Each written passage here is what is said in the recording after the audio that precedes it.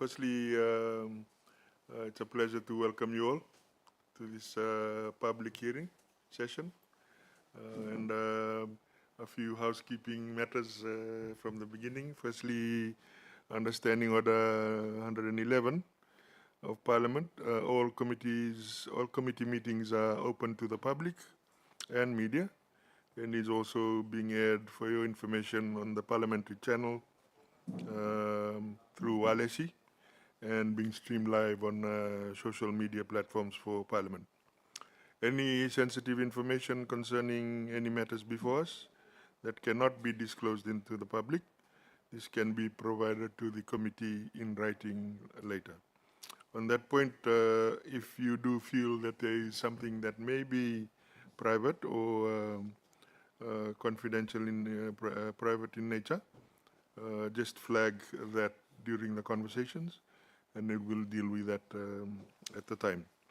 Also note that understanding Order 111, there are only a few circumstances where we allow for non-disclosure, and these include national security matters, third-party confidential information, personnel and human resource information, and any discussions on the committee's deliberations or in the development of the recommendations and the reports. This is a parliamentary meeting, of course, and all information gathered here comes under the ambit of the Parliamentary Powers and Privileges Act. However, just a note that, of course, we do not condone slander or libel of any sort, and any information brought before this committee, we encourage that they be based strictly on facts. In terms of the protocol of this meeting today, we suggest that phones be on silent, mobile phones be put on silent or turned off during the meeting while in progress.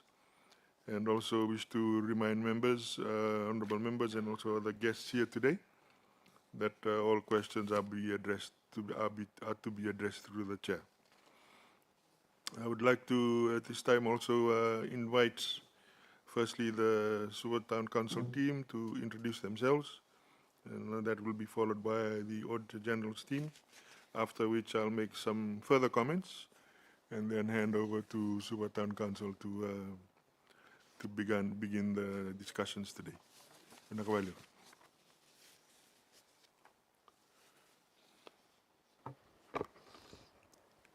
Pinaka, Chair of the Public Accounts Committee, Honorable Manoa Kamkamida, and the honorable members of the committee, and the Auditor General's team. Thank you for the invitation to come and share what we are actually doing at Suva City Council in terms of financial management. First of all, I'll introduce my team. On my left, we have the Acting Head of Financial Service Division, Matthew Lumelumi, and we have the Manager Audit, Mr. Inoke Songaturanga, and then we have our Manager Finance, Mr. Damendra, who is also now acting as Finance Manager, and we have our IT Manager, Mr. Fayaz. So basically, that's our team, and I believe our team will be able to respond to any questions that may arise. Mr. Mbosiwang will invite the Auditor General to introduce her team. Thank you, Honorable Chair. Good morning to everybody. Finau, the Auditor General, and here with me is Assistant Auditor General Mushin Ali and the Senior Manager Loata. Thank you very much, honorable members, and also the guests here today. This committee hearing will be hearing submissions on the Suva City Council in relation to audit report on municipal councils PPP number 183 of 2024, and particularly on the audited accounts, focusing on the audited accounts for 2016 to 19. Before, again, we'd like to welcome you all to the hearing today. In terms of structure, I've allowed the committee to ask questions as we go through the discussions. So we'll just try and manage it so that it flows satisfactorily. But we welcome questions from both sides as we move along.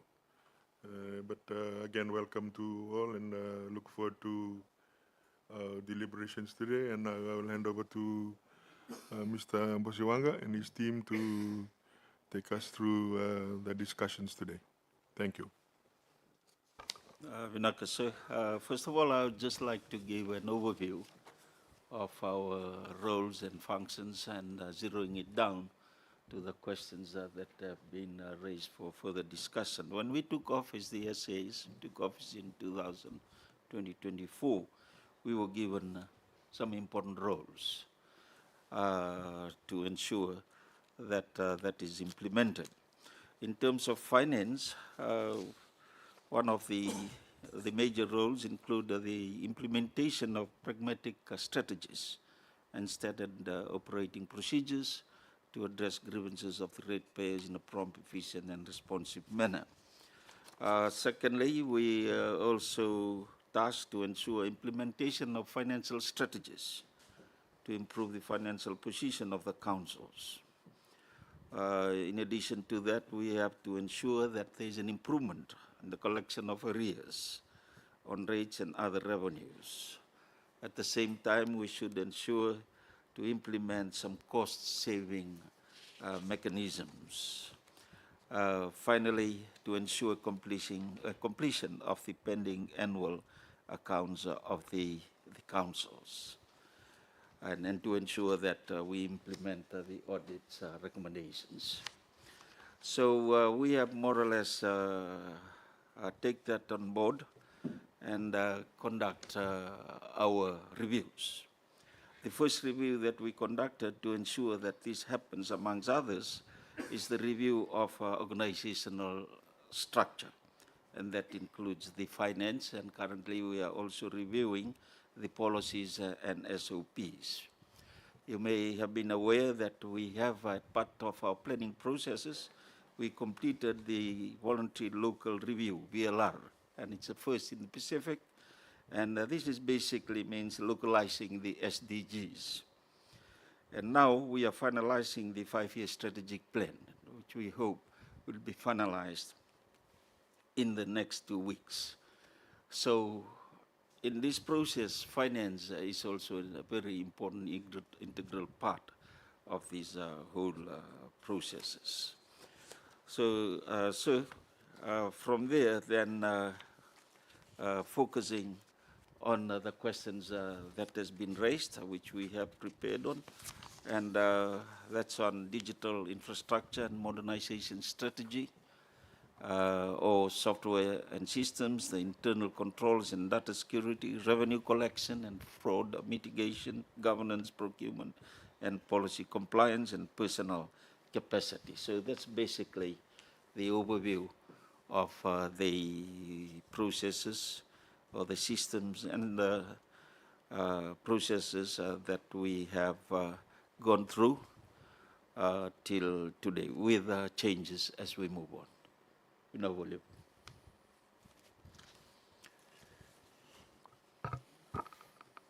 Chair, through you, just a request.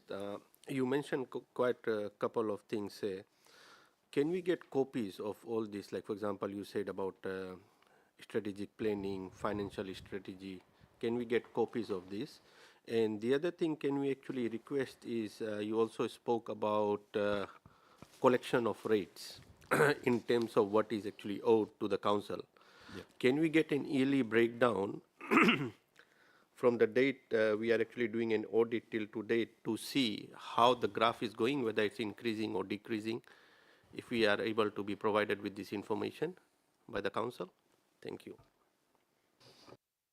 Do that because we meet every month and we are updating all this in our monthly standing committee meeting. So we'll just have to compile and submit. Finak.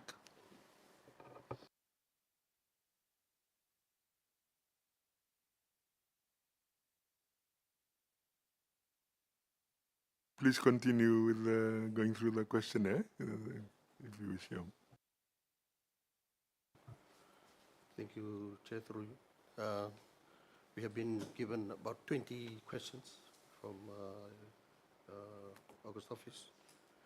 So we have managed to respond accordingly. And your team also will come in and answer some of the questions that already been there. Just on software and systems, as indicated here, we have two major financial systems at the moment, softwares. Unfortunately, it's 2009 age system. One is the Microsoft Dynamics Navision, or NAV. It's normally called in the financial market. This handles our general ledger, accounts payable, accounts receivable, and so forth. And we also have a property-wise system, 2009 model as well. This system collects our rates, our revenue, which include our rates, parking meters, garbage, and other receipting modules. As alluded to by our chairman and acting CEO, as going forward, going for a way forward strategy in the next 2 weeks as well. We are going to sign with the two vendors through the tender process, upgrading of our Navision.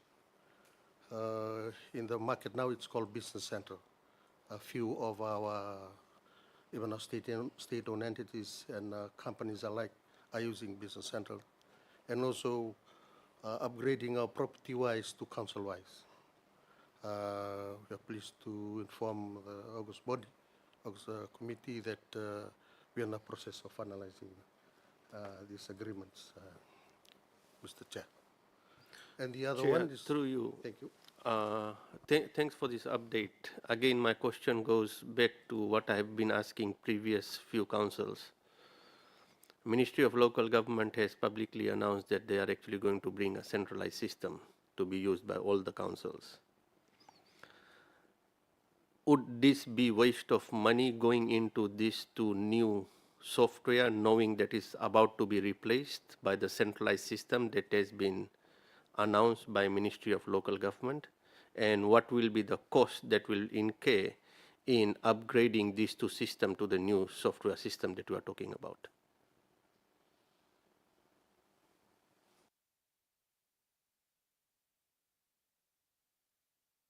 Through you, thank you for that question. We have had discussion with the ministry on the way forward, especially on the centralization of data. One of our suggestions is information sharing through these two systems.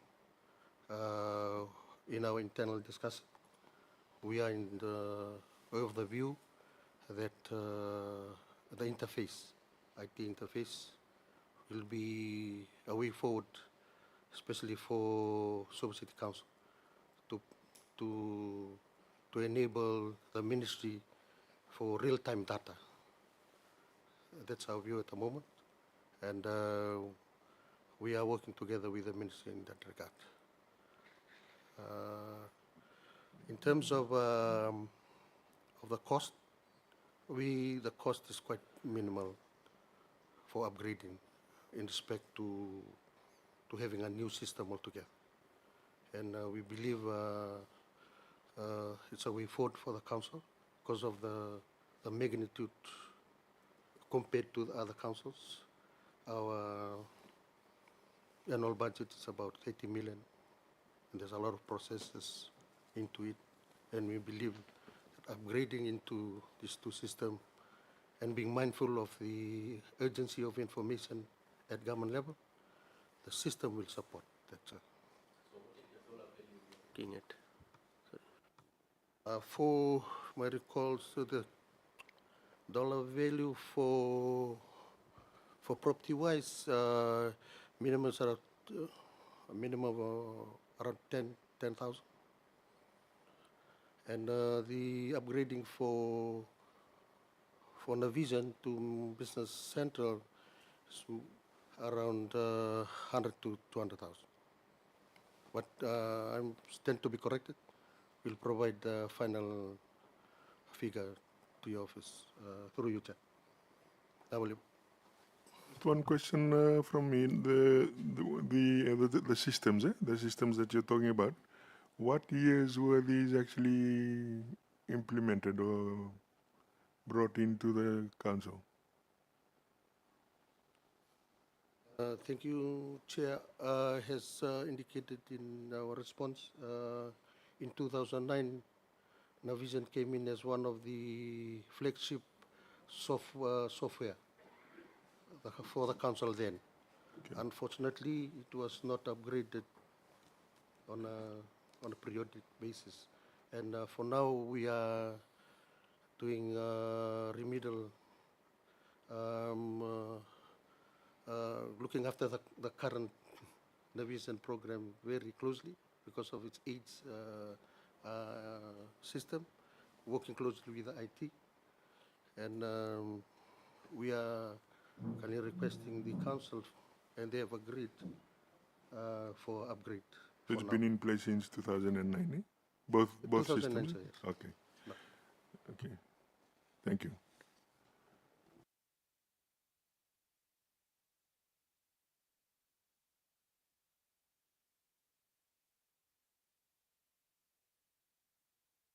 In your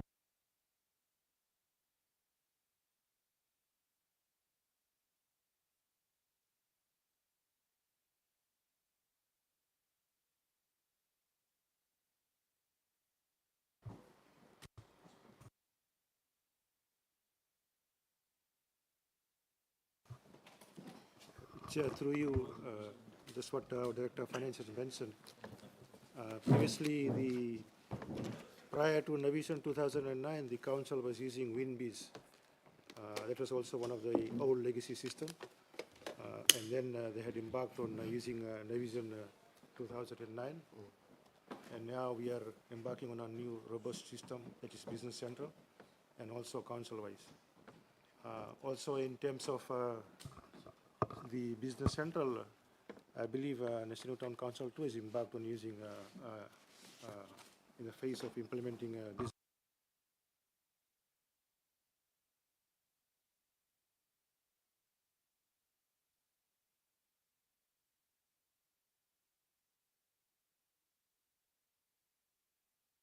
so just to fully understand, because of the dated nature of the system, because we not like I suppose we all work under the theory is if you have automated systems, you are able to get current information, and yet the systems of the audits for Suva City Council have been significantly delayed. So what is driving that? Perhaps maybe we can get some idea. Is it because the system is not fully functional and you're creating separate Excel spreadsheets or whatever to support the system, or what is driving that? Yeah.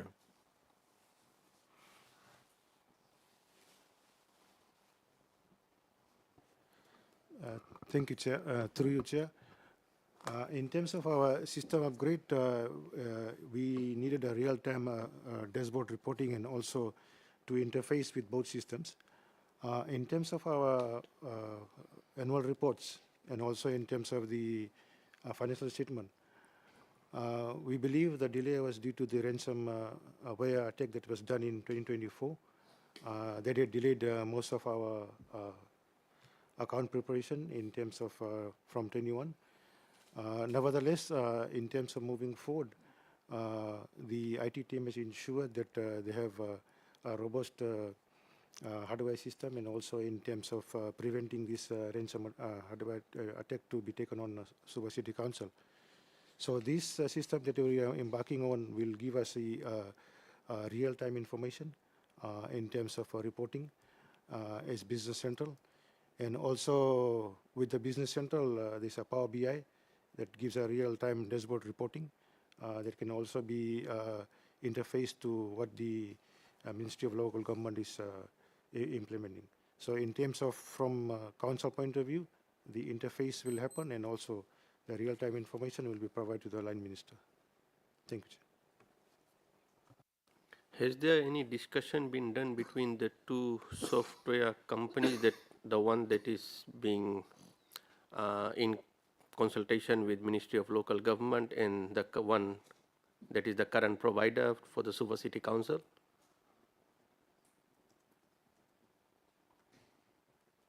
That these two systems are going to talk to each other?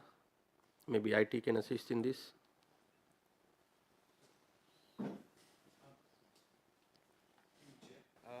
We've had a brief discussion with the vendors from MLG, but there was no interaction between our software company and our vendor, or any other interactions. So how can you people claim that these two systems are going to talk to each other and the data is going to be? It's simple, we are a Windows-based platform, so integration will be very simple.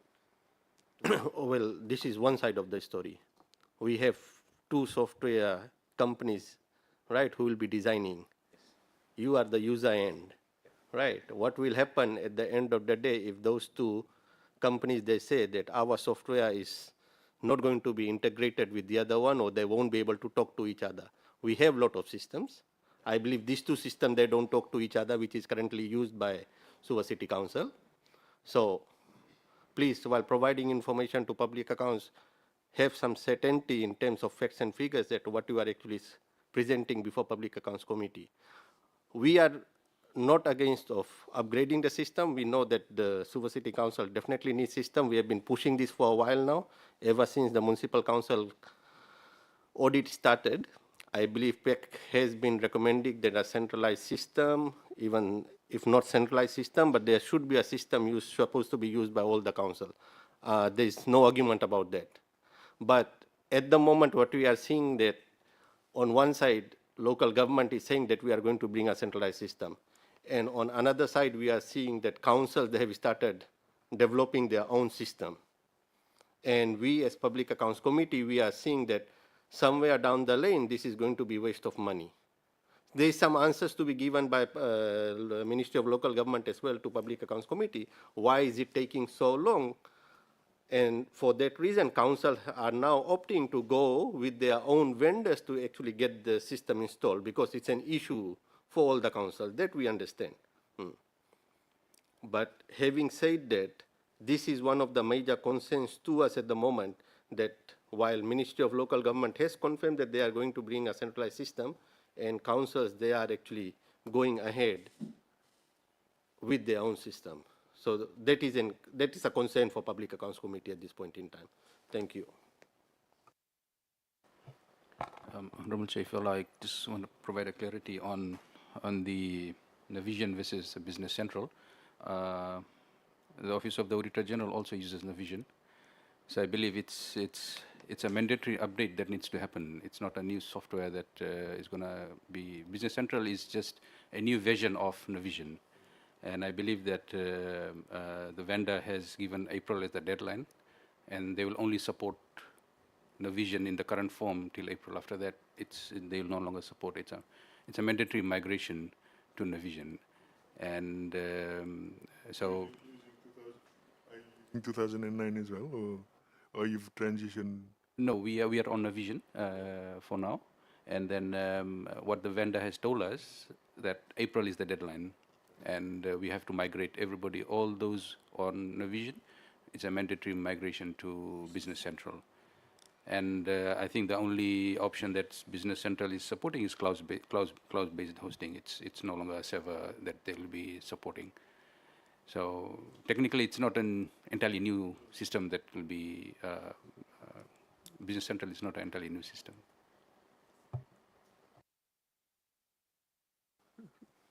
Thank you. Continue, please. Thank you, Chair. Just on the other system that we have, is the Pay Global software. This is for specifically for payroll, which the finance division operates, and the HRM is human resource management, which is been operated by a corporate services under the HR unit. Just a few explanation on that, on the administrative functions of Pay Global software. It's one of the aging system software that we have at the moment, and we are also in the process of upgrading the system as well.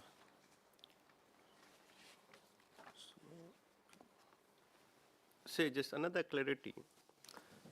If the council is using these three systems, is it fully equipped to do everything through the system, or there's anything else that is done manually? The reason why I'm actually asking this, and this is another question that is going to be posed to Ministry of Local Government, if we have a system in place that is fully digitalized and used by a municipal council, which is fully operational and okay to them, why do we need to come up with another centralized system? Why can't we just roll out this system to all other municipal council, right? Because it's a fully developed system, right? It will save time, not like 8 years we have been hearing that they are actually coming up with a system. So as a user of these particular three different systems, do you think it actually covers every aspect of what needs to be done in council? Or there are some things still done manually that needs to be captured by the software system?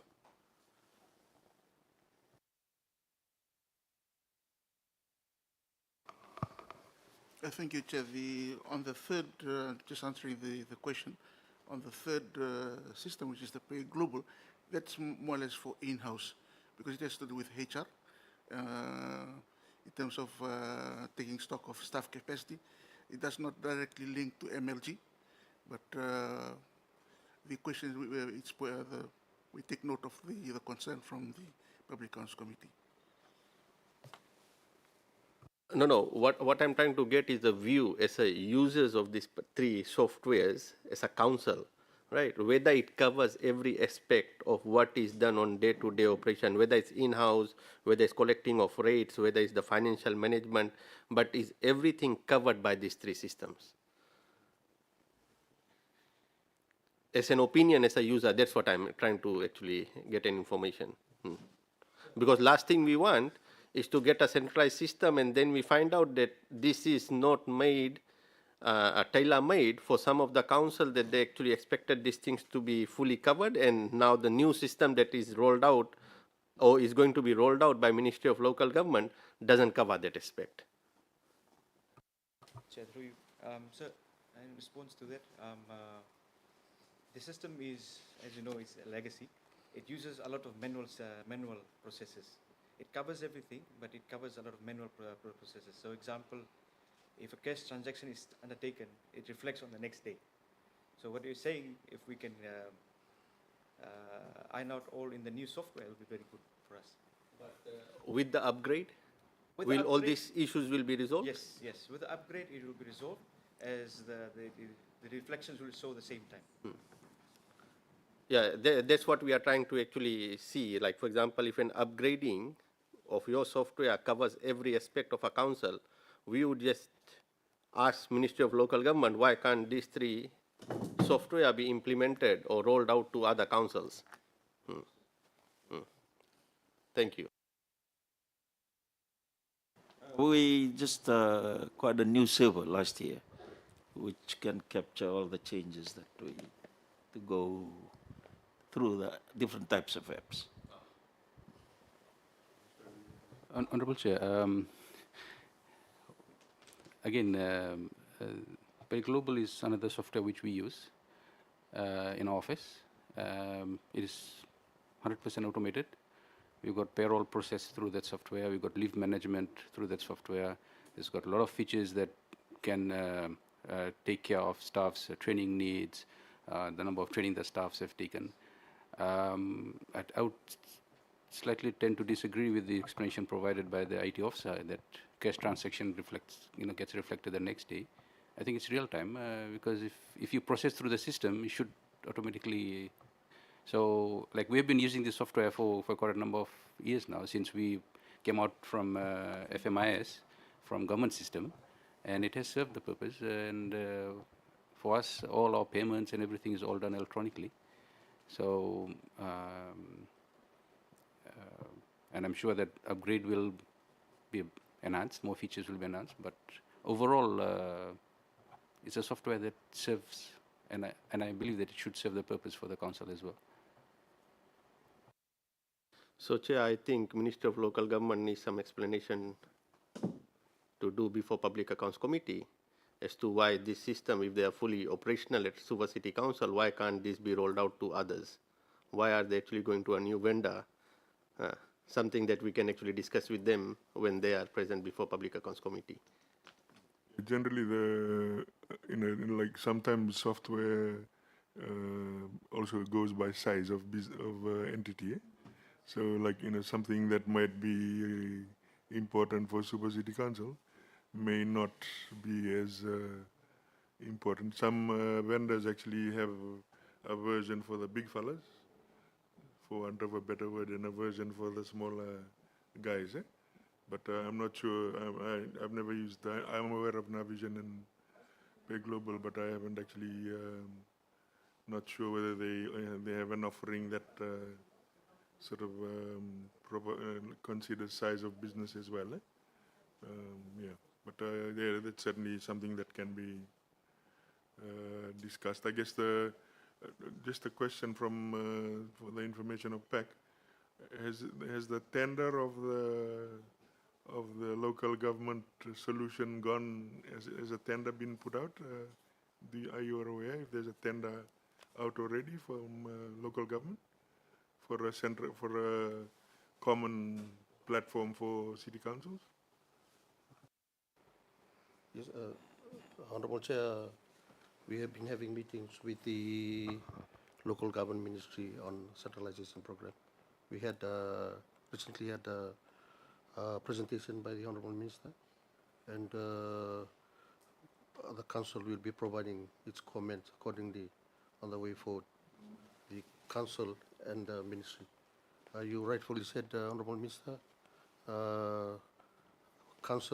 various councils have various functions, not really function, but the capacity. Like I said, the council is huge compared to the other, so the magnitude for us matters. So, thank you.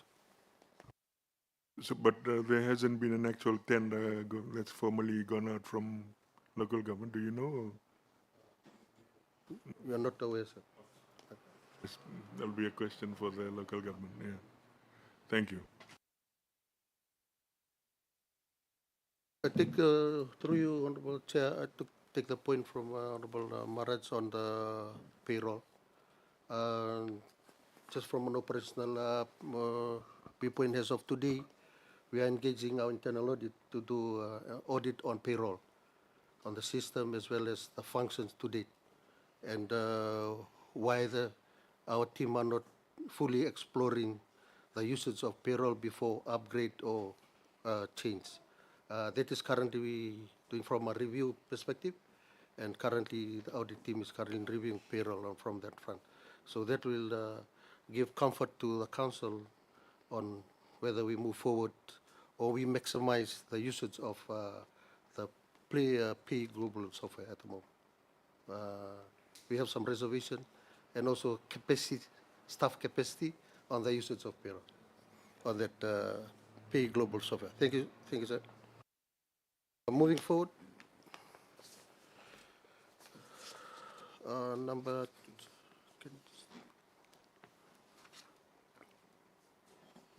two. Question two.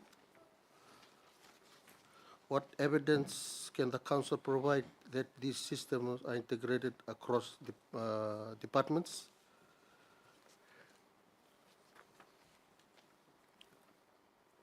Um, through you, Honorable Chairman, there's some pointers before the committee.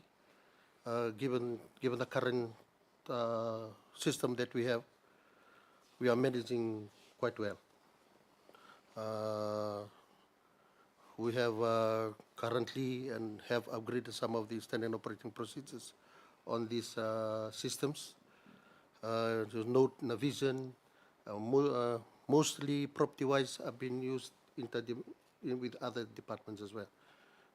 For your information, we have planning and engineering department who uses the system on property-wise, as well as the other division, the health and waste management service division. There's end-to-end workflow maps linking rates, finance, HR processes. We have now instigated a monthly cross-system reconciliation report. And for information through you, Chair, variance reports are now being provided to our SAs, special admins, through the Chair on a monthly basis, timely variation reports on even using the current system. And also the general ledger. And most importantly, hierarchy is authorized approval processes and the segregation of duties, especially using the system. The three-tier approach, which will be mentioned later in and that is something that we are preparing as we move towards an upgrade system. We have instilled within our staff, before we move, we need to manage the current system that we have at the moment. Thank you, Honorable Chair.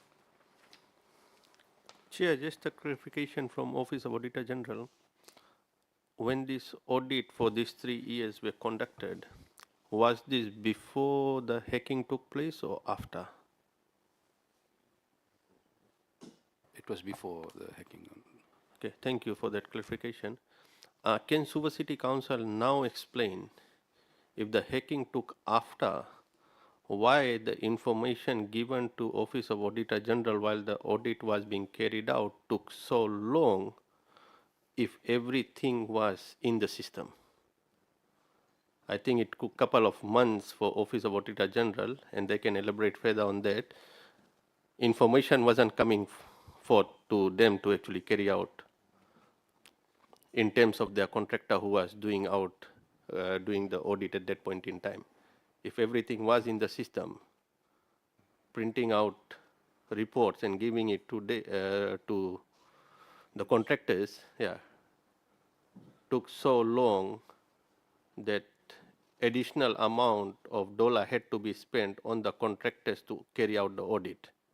So can we get an explanation if everything was in the system? Yeah, maybe just on context, like I think we had a separate discussion as we normally do with the Auditor General before you come in, and one of the comments they were raising was the delays in responses back in terms of the audits that have been. I think the 2020 audit, for example, has taken a bit long to complete. So the question was, why is that if you've got good systems in place that are operational, why is that was the context of the question, so I'm not sure whether it was to do with 19 as well, but it was more the 2020. Yeah. Can you just clarify that bit? Yeah. Chair, I will let Assistant Auditor General Mushin explain that, because he was in charge of the audit from 2016 to 2020. Mushin? Yeah, thank you, Honorable Chair. While we were auditing, our contractor were on the field, as rightfully mentioned, there was delay in provision of reconciliation providing an explanation or the queries that the auditors would raise. So we really took a lot of time, and the audits to get finalized to the issue of audit opinion for one financial year took almost a year to get, and things were just going back and forth. And so we really don't know why the information was coming in so late and on piecemeal basis. Perhaps, I mean, like, there's a question, there's an issue of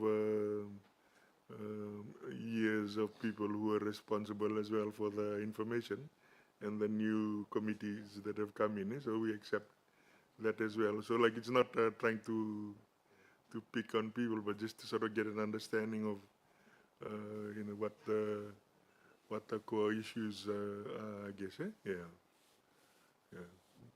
Naka. Chair, if I can just make a comment. As the Auditor General and from the Office of the Auditor General, we fully understand that there's a new team in place.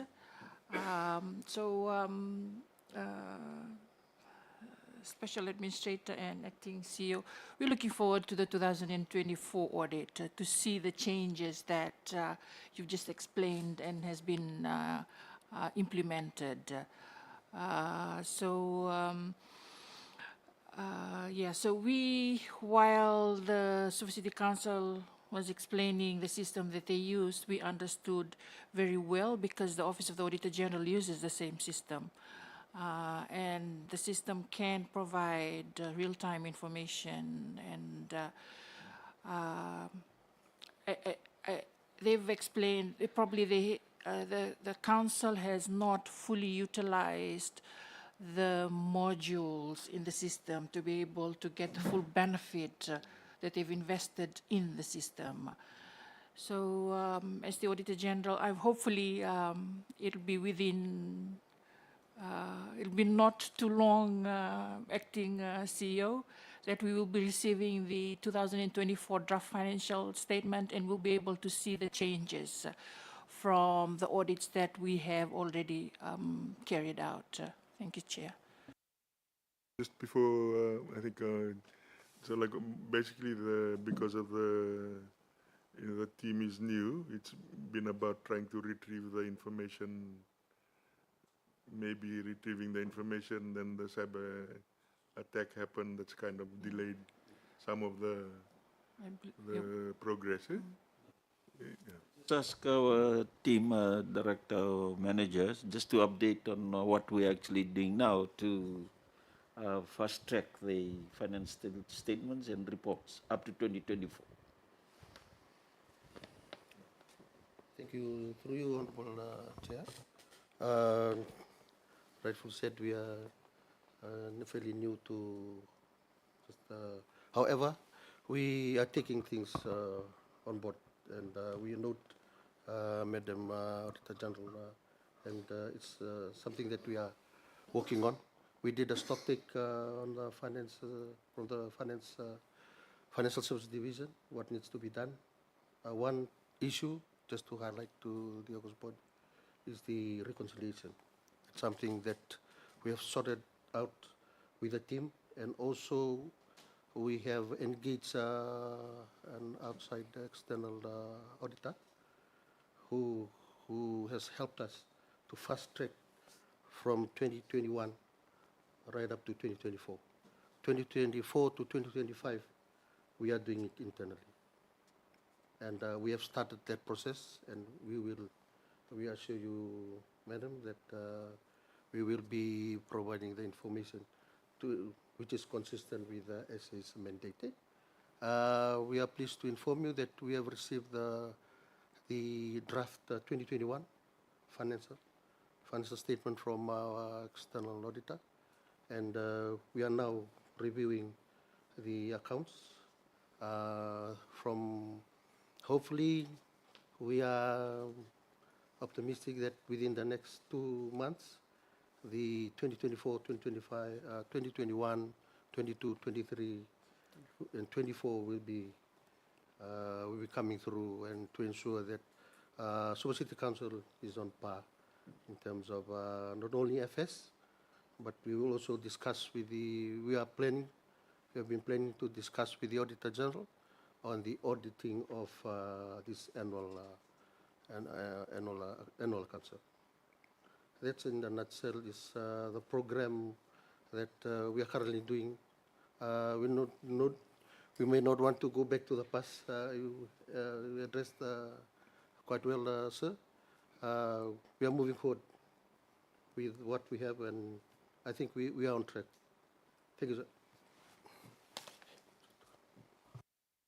Chair, just to thank the team from Suva City Council with what they've done so far. I think they came on board with all this backlog of accounts in front of us, the one that we are deliberating on now, but with assurance from the team that they are working very hard to try and fast-track the system.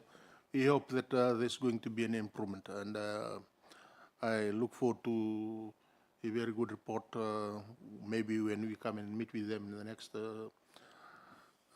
with assurance that we have received from them now. Thank you, Chair. Just a final note on the issue around the Auditor General was saying that there's been delays in information going back up to a year, I think, in finalizing accounts. From as a chartered accountant and an auditor, if you don't have the information, just say so. The action from the auditor will then decide what to do with that answer, rather than trying to find something that's not there.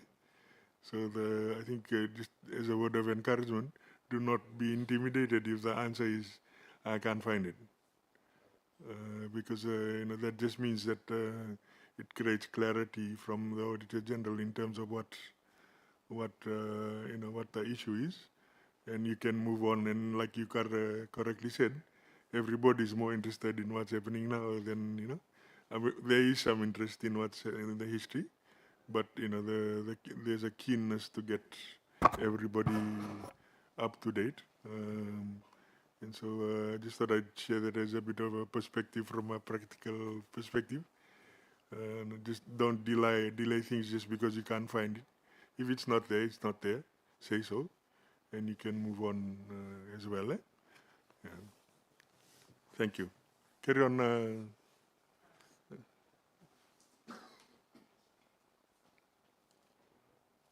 We on to number 3, question number 3, I think. Yeah. Thank you, Honorable Chair. 3, how does the management ensure controls are in place to prevent unauthorized access to that? We have an extensive discussion with the IT unit, and before you are some of the pointers that the council is currently using. Maybe our IT manager can just give us a run through on some of the points, if this. Thank you, through you, Chair. So we enforce a comprehensive defense in-depth framework to prevent unauthorized access to council data across property-wise, Navision and Pay Global systems. At the infrastructure level, all core systems operate with a fully redesigned VLAN segregated network now. So we had to do a lot of changes on our network to get more secure.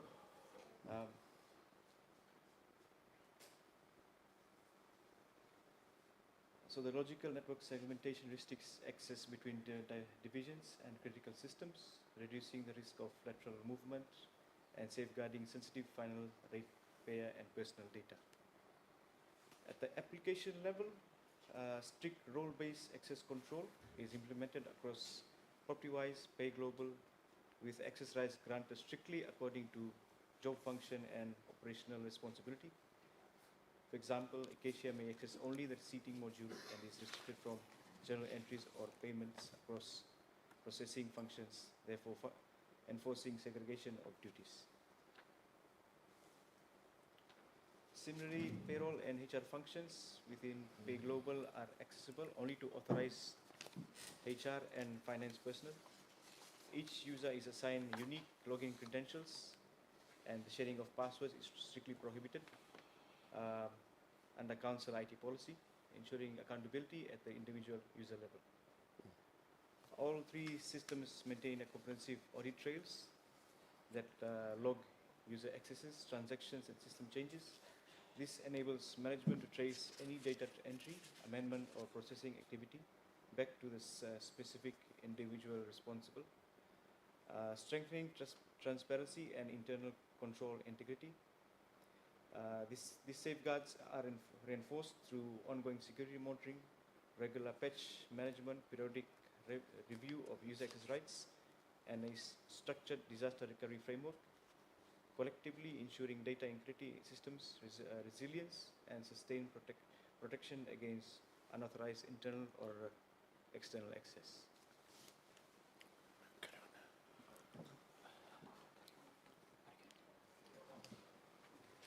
Number 4, can the council show records of system updates and identify who is responsible for maintenance? The maintenance of our digital infrastructure is a priority. Despite the age of the current platforms, the IT unit, supported by appointed external IT vendors, holds formal responsibility for server maintenance, backup management, infrastructure stability, and overall system performance. With all maintenance activities documented through patching logs, update schedules, database maintenance records, backup reports, and vendor service documentation. PropertyWise and Play Global operate with legacy operating system environments with limited manufacturer updates.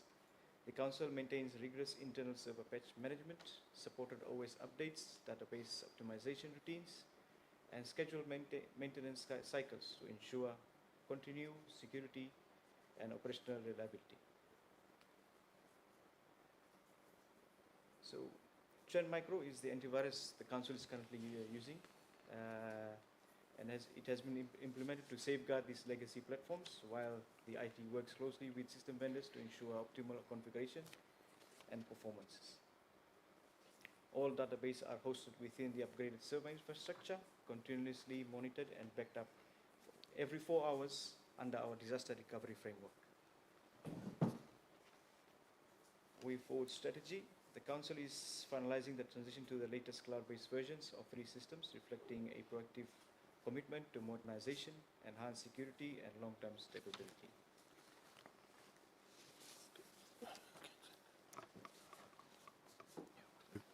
Thank you. Just perhaps if for the purposes of, there was a specific question around cybersecurity, but I do not understand the sensitivities around the detail.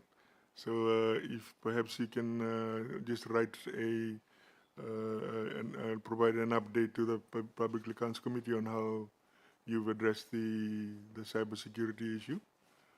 Perhaps a bit of context around what I know that because I was still in ministry when this happened and we were working with Trend Micro. So we perhaps can just give a update to Public Accounts Committee on the issue, how that's been fixed, and how you're trying to manage it going forward. Understanding that there's still legacy systems in place before you go to cloud. And copy the Auditor General as well, because that was both PAC and the Auditor General are keen to understand. So if we can request that, but just in an overall sense, in terms of your cybersecurity posture, subsequent to the events that happened, is the Council now far more comfortable, or you can sleep at night regarding cybersecurity, or are there still issues? Just to add on our cybersecurity, so we've done a full upgrade to our servers, our networks. We've also established a new DR server location at our depot, where we have all our backups running independently. The switches, the networks are all upgraded. We've just got an email today from our HFC bank that they've whitelisted us from we were blacklisted for after the hack. So they're happy with the work that has been done. Thank you. Thank you. We look forward to the written report. And please provide a bit more detail, but thank you for that update. Please continue. Thank you. Vinanga.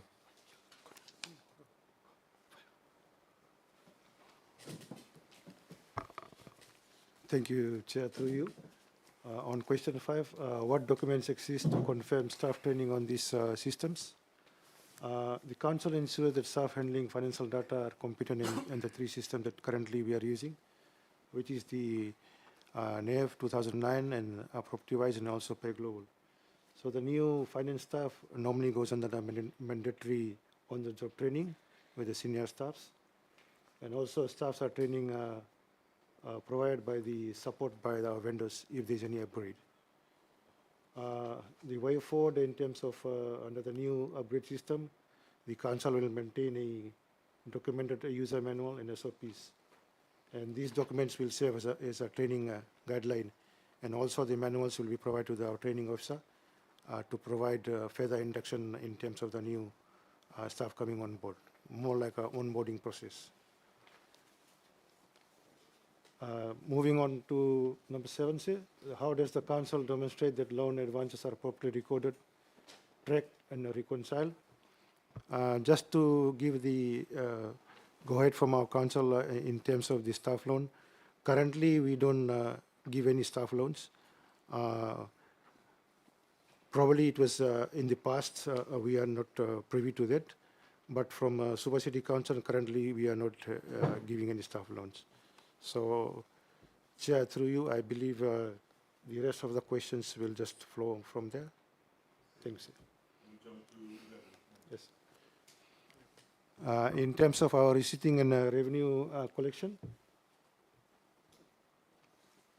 so in terms of the Suva City Council uses PropTwise system to manage device revenue streams, including rates, fine, and parking meters, and also the market fees. So all revenue is captured through our mentioned system, which generates the numbers into a sequence with electronic receipts. And for over-the-counter payments, if you walk in Suva City Council, there's a cashier, 2 cashiers. So you can pay your parking fines, garbage fees. And also we've embarked on a cashless transaction, which includes M-Pesa, MyCase, and also EFT, which is direct deposits. And for other revenue centers, currently we are also following on, in terms of our manual receipting system. Moving on, sir, number 12. What evidence exists? Chair, that, just a clarification on number 11 with regards to infringement notice about parking. When it's paid to the cashier, where is that money accounted? Does it goes to consolidated funds of the government or it goes to the council? And if it goes to the council, is it kept in a separate account? Because there is some gray lines as to who should be receiving that money. Parking meter fee actually goes to council, but the infringement notice that is passed on the LTA ticket. So where does that money goes to? Because we're having different opinions coming from different councils, how they're actually handling the infringement notice, especially given out on the LT18. So how does Suva City Council handles that particular money? Chair, through you, the money goes to the consolidated fund currently. We can also provide details on that further to the accounts committee. We'll make a note of that to include as a request. Noted, Chair. Chair, sorry, just a clarification on this general and street light rates. General and street light rates, is still part of your revenue now, or is FRA collecting? Chair, through you, I think the street light is with the FRA now. I believe there's a typing error on that. Our apologies from our Suva City Council. Apologies for that, Chair.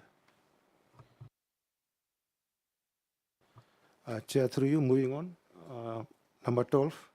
What evidence exists that segregation of duties is applied in receipting process? To mitigate this, currently the Suva City Council have a 3-way segregation of duties. One in terms of cashier, we have a custody, the cashier. And then we have the recording, the finance officer. And also in terms of authorization, the senior cashier authorizes the final deposits and sign-offs. And also, moving on, we also do bank recs in terms of segregation of duties. So any misposting or any reconcile items is also captured while the revenue accountant does the bank reconciliation. Moving on, say, in terms of the manual collection centers, the separation of duties exists as follows. Collection is done by the attendants, and balancing, one of the senior staff normally balances that, and the supervisor authorizes that, and then also they do a run with the cash to the main cashier that is located in the office. Chair, through you, moving on to number 13. How does the council detect and prevent fraud, and what records support this? Currently, the council detects fraud through the following strategies that we have in place. Also, our internal audit team has been strengthened with the full complement of staff. So surprise case audit is done by the audit and assurance team. Also, in terms of reporting, the system flags the deleted transactions. Any backdate receipting needs prior approval from the management with all the supporting documents that is in place. We also have a CCTV camera, which is also 24 hours that we can monitor, and also pull up the data from if there is any issues in terms of cash. In terms of supporting records, we maintain a supporting reports in terms of our audit reports and also audit trails. And also we are partnering with FICAC in terms of creating training and awareness to the staff in terms of any fraudulent activity that can happen. Moving on, Seth, through you, Chair. 14, can the council show reconciliation between receipts, bank deposit, and accounting records? We have noted that every dollar that SEC is collected is accounted through a daily close of business reconciliation process. In terms of our level, we have system versus case. Daily summary report is printed. Case versus bank, this is validated through bank deposit slips. And also in terms of the date stamp from the bank. And also bank versus ledger, where the reconciliation is performed in terms of identifying if there is any lodgements or unpresented checks not being presented. Chair, through you, moving on to number 15. What documents confirms the reliability of electronic receipting systems? As alluded by our IT manager, the reliability of electronic receipting is underpinned by our IT governance and external validation. Audit logs. So if one of the staff is logged in, we can trace back who has logged in terms of also performing the daily transaction. That can be also be tracked on, and also the system backup is alluded by my colleague Ayaz in terms of our backup every 4 hours, and the DR site that we have in Samola Depot. Chair, through you, moving on in D, management and governance. How does management demonstrate compliance with financial policies and procedures?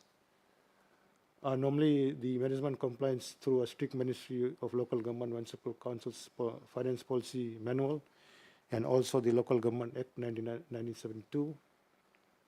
We have also established a full complement of audit and assurance and risk compliance units, which conducts the compliance of the within the council, compliance audits. Chair, through you, moving on to number 17. In terms of our reporting mechanisms, which is the monthly, quarterly, and annually, the council maintains a very rigorous reporting calendar to ensure the stakeholders have a clear view of the council's health. Monthly, the report is provided to the office of the CEO and the chairman, and also to the standing committee, which includes the rates paper, the cash flow, other debtors, creditors, and budget status. In addition to that, we also provide dashboard reports that we have just implemented last year from November. And also, further to that, we also provide monthly data book information to our Ministry of Local Government, which includes the revenue reports, the external audit, and annual reports updates.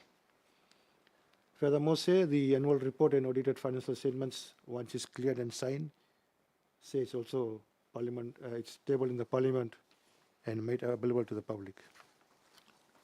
Just a request from the Public Accounts Committee, if we can just get a sample of the monthly management reporting information, just to sort of get a feel. Thank you. Noted, Chair.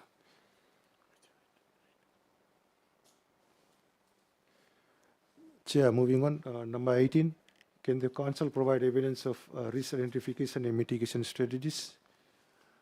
The review of the Council's organization structure has recently strengthened our audit, assurance, and risk division. So a draft ERM is drafted and developed, which will be presented to the Council for approval. So the enterprise risk management framework will comprise of the risk, the mitigation strategies, who will be the risk owners. So that's something that is before the Council for approval. Moving on, sir, number 19, what accountability measures exist for senior management decisions and how these are documented? So the decisions made by senior leadership are governed by the Ministry of Local Government Municipal Council's Finance Policy Manual and also the Local Government Act 1972. The Legal Audit and Assurance Risk and Compliance Unit provides legal and also audit advice to the Office of the CEO and the Chairman. For example, in terms of our DLA approval process, documentation of decisions, all major strategic and financial decisions, say, are captured in our standing committee and also in our council meeting. Chair, through you, moving on to number 20. How does the management ensure transparency in procurement and expenditure? And what records support this? At SCC, we adhere to the Municipal Council Finance Manual and governed by the Local Act 1972. In terms of our organization structure and review, the Council has recently centralized our procurement unit, which is directly under the division of Financial Service Division at the moment. Tender oversight, as per the current process, all tender above 30,000 must be tendered. Way forward, the Council is currently drafting its procurement policy, and also we are embarking onto a new digital platform in terms of the tender link to ensure that complete transparency and accessibility to all interest supplies are there. This will be tabled to the standing committee later on in terms of the final approval. Thank you, Chair. Chair, just a clarification through you. Are you drafting a new procurement policy or are you reviewing your procurement policy?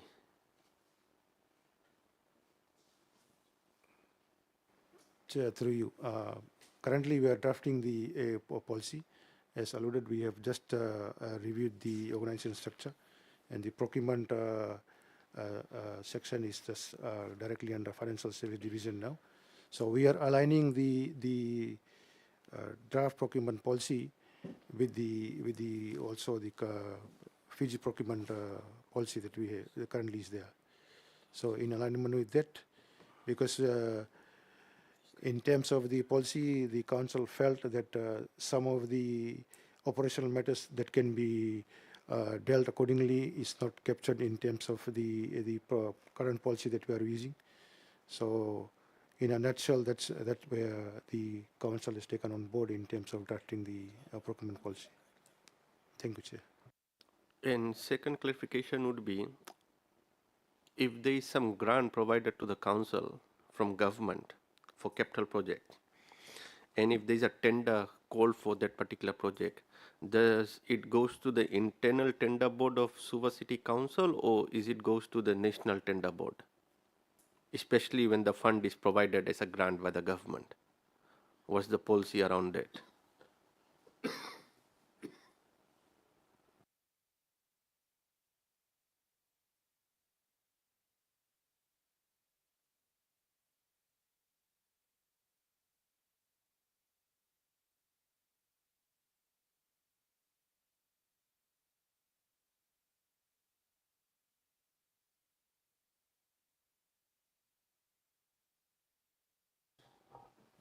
no capital projects, etc.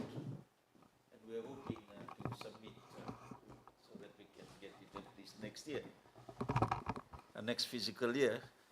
And for the time being, we are going to draft that procurement policy and also consider what you have raised, which is very important. Yeah, why we have actually raised, because currently we are scrutinizing all other councils and there were some funding given by the government as a grant, and those projects still are yet to be completed, I would say. And it has taken a number of years. So that is something that we might actually deliberate on further as Public Accounts Committee as to what we want to recommend if the funding is provided by who manages that particular project. That's another scenario that we are looking into. Thank you.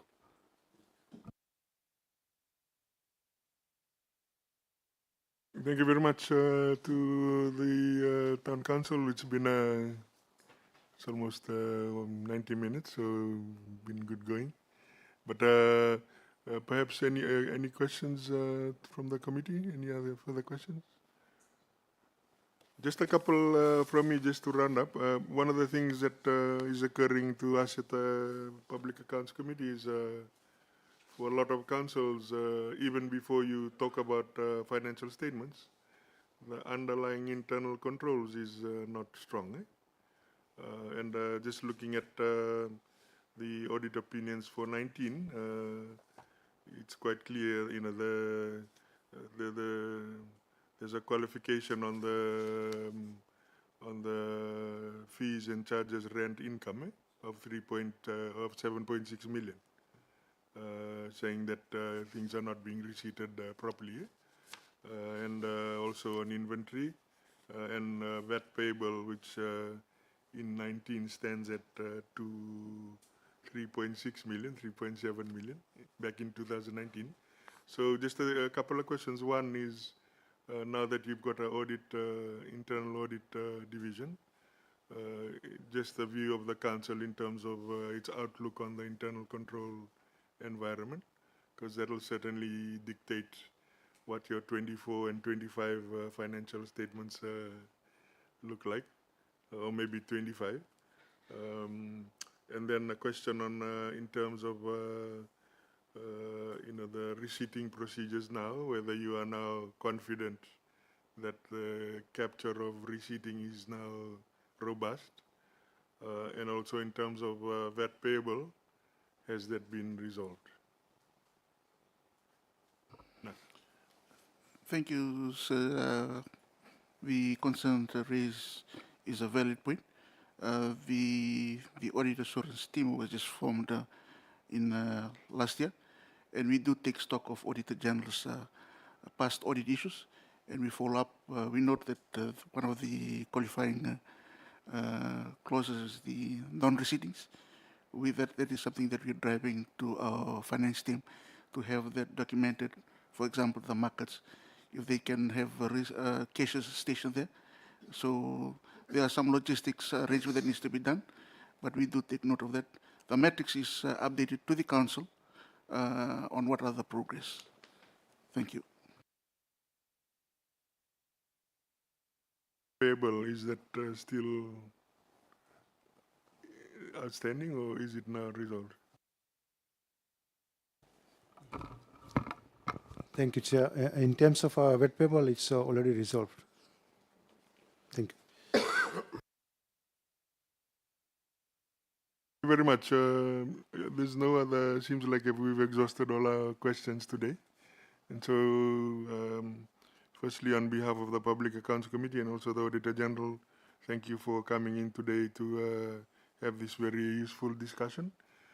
From the perspective of the Public Accounts Committee, Suva City Council is the biggest town council in Fiji, and we'd like to ensure that over the next not too distant future, it becomes the leading example of financial accountability and transparency, so that we then can use that as the benchmark for all the other councils around Fiji.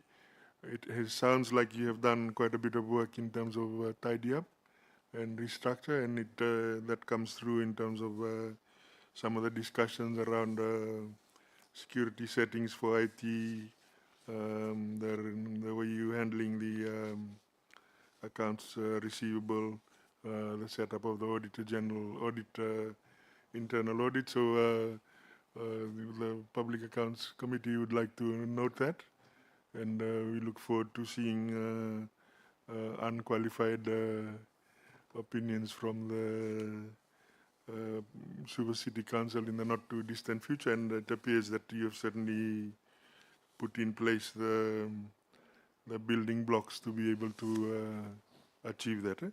So with those few words on behalf of the committee and the secretariat, we'd like to thank again the Suva City Council and the team, and Mr. Mbosiwanga and your team for coming in today, and also to the Madam Auditor General and her team for being here, and also providing some context and input.